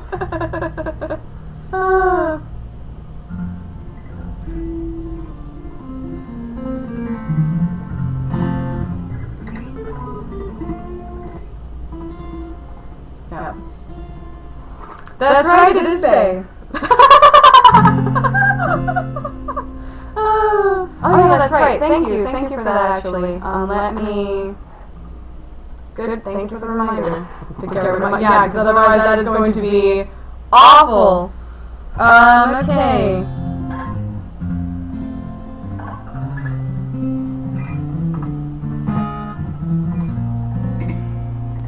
This is the wrong key. Yeah, it is the wrong key.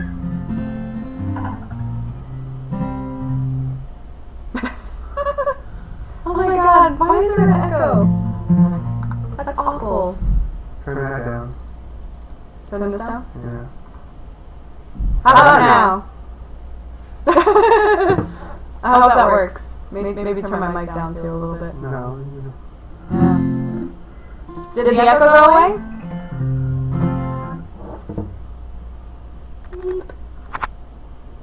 I'm trying to get me off camera.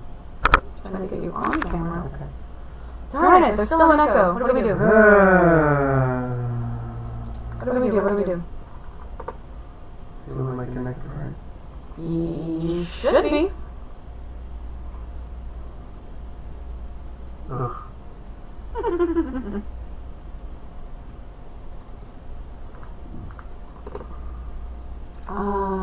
That echo went away.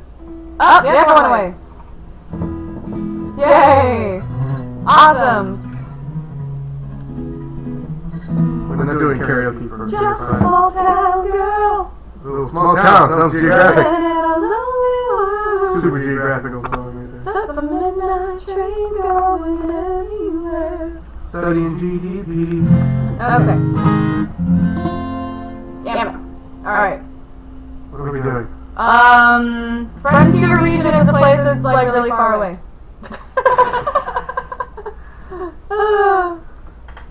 Just a small town girl, a town that's half the size of a city, but then a hamlet is a quarter of the... Fine. Okay. So, in case in case you want to, where is that audio coming from is the question. Ah. That's kind of what I want to know. Like, where's the audio coming from? It's not like I have the stream up anywhere. Okay, whatever, fine.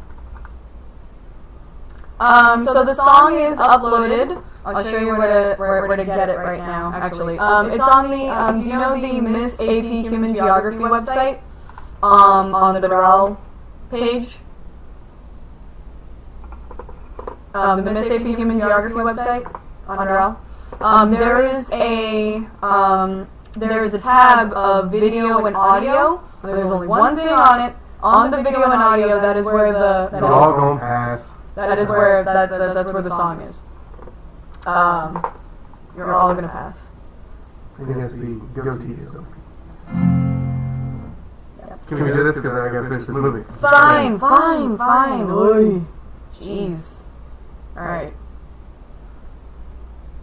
I guess at like 2:01:08. Urban model song. There. Cool. And we go. Movie kind of sucks. Don't get that set.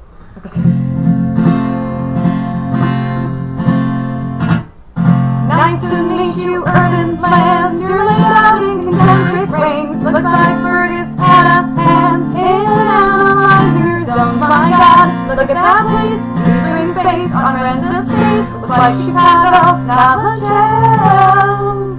Oh, new model based on rent, but transportation to Homer Point divides land into sectors, but there's one place where both agree they both have CBDs. Point to the model and the man for cities with apartheid or Latin American. So it's gonna be concentric, or it's gonna be carved in wedges. You can tell me that it's Olin. If there's many centers there, gotta tell these models, they're driving me insane.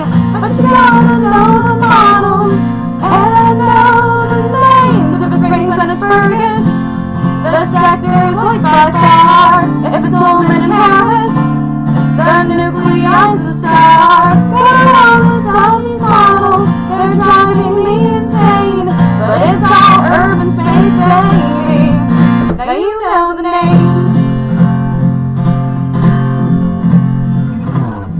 Multiple nuclei, modern cities like Miami, Paris, Ulm are the guys taking into account the influence of highways and cars on urban space. Each center is then placed based on wherever is more convenient. So it's gonna be concentric, or it's gonna be carved in wedges. You can tell me that it's Olin. If there's many centers there, gotta tell these models, they're driving me insane. But you gotta know the models, you better know the names. If it's Rings and it's Fergus, the sectors wait by far. If it's Olin and Harris, the nuclei's the star. Gotta tell these models, they're driving me insane. It's all urban space, baby. Now you know the names. Now you know the names. Now you know everything. Get some sleep. Get some dinner first. Get some sleep. Get some breakfast. Sleep. Don't freak out. Don't freak out. Regardless of what happens, it doesn't define you as a person for the rest of your life. The worst thing that can happen is that you have to take this class for an ETA in college. That is literally the worst thing that can happen. Yeah. I love you all. I will see you tomorrow morning, and I will give you a rousing speech. And I love you, and you're amazing, and you're the best, and you're all gonna be fine. Let's get cornucopium with this ish. We're all gonna be fine. Bye. See you tomorrow morning. Sleep, damn it.